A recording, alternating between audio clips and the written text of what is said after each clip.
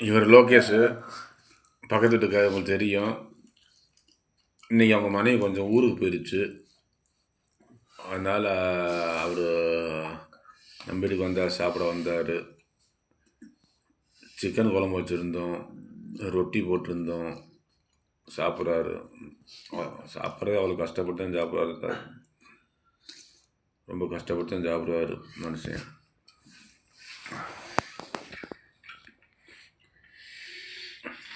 लोकेश कैसा लगा खाना? एक नंबर लगा। अच्छा अच्छा, ठीक है।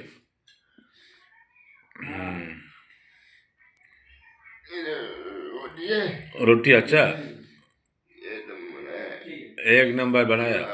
ठीक है, खाना खाओ भैया, शुक्र करो खुदा से। ठीक है, ओके।